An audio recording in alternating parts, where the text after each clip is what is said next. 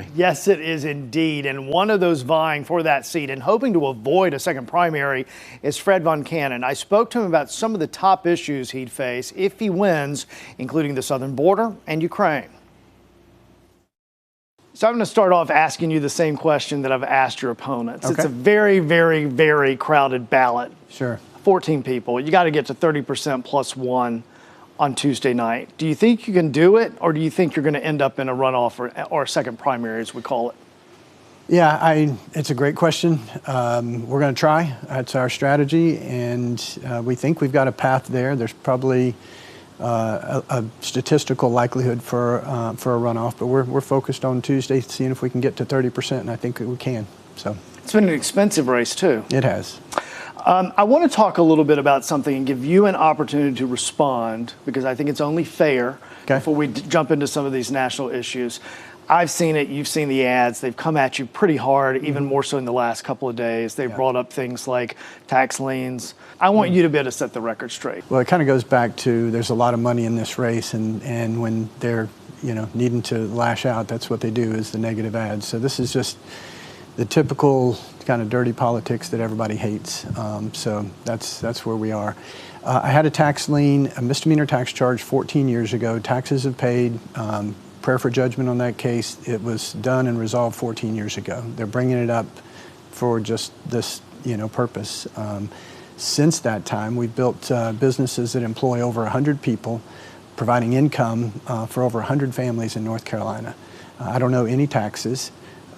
We have there's no issue at all with taxes. It's unbelievable, the stuff that they're bringing up, and I get it. If on a campaign, I'm going to tell you all the good stuff about me and not any of the negative, and same with them. So you got to have the negative negative ads come out and kind of help flesh that out. But some of it is it's crazy. So I had a tax issue 14 years ago that's been resolved. There's no taxes owed at all. This week, we see former President Trump and the current president both at the southern border. Yeah. The fact of the matter is, once we get past November into January, it's possible that we could have a mixed bag of who controls what. Democrats control the Senate or even the House, this White House, vice versa. We don't know. Yep. The bottom line is, though, if that is the case, everybody's got to work together to get something done on this border. Yeah. Do you think if you're elected, there's something that you can agree with with Democrats or with President Biden if he were to win again to get the border situation under control?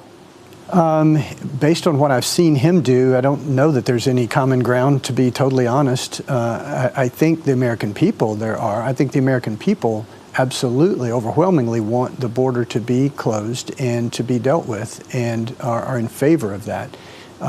This president not only doesn't seem to be in favor of it, is even battling, through the courts, Texas's sovereignty to be able to stop people coming into their state. So cutting razor wire and that type of thing, that's a whole new level. That's not just, that you want open borders, but that you're going to battle the states that have to deal with it for that.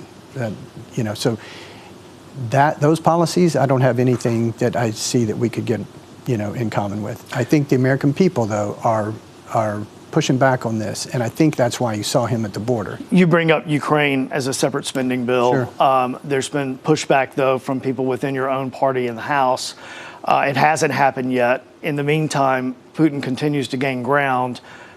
Where do you stand on funding Ukraine? What's your position on that? Yeah, so we're, unfortunately, because of spending that has taken place long before now, and administrations long before now, and even both parties, so I'm not putting this solely on Democrats, we are $34+ trillion in debt. And so at the end of the day, we don't have the luxury to help Ukraine right now, even if we thought that was the thing to do. We're sitting on a plane and the flight attendant says, put your mask on first before you help other people. I mean, that's where we are.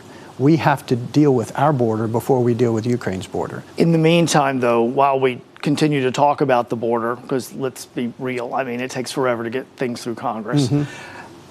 What happens if Putin continues to push through Ukraine and gets closer to Poland and starts to threaten some of these other NATO countries? I mean, we're deeply in debt. You're absolutely right about that. But what happens if that national security threat deepens even more. He's even brought up nuclear weapons again just yesterday. The issue is this leadership needs to be coming from the executive office and the State Department, and we've got unbelievably weak leadership in both. So that's why this election is so important. And coming up at 5:30, Von Canon responds to the new debate regarding embryos and in vitro fertilization. You can find my other candidate interviews at CBS 17 under the Local Matters tab. And a reminder to everybody, once again, as we said, tomorrow is the last day for early voting. And next Tuesday night, hopefully we'll all be here and we'll get a sense, guys, as to where this is all going to go. Yeah, it's going to be a busy night. All right. I bet a lot of people are crossing their fingers there's not a second primary. Yeah, we'll see. Sure, yeah. All right, Russ, thank you.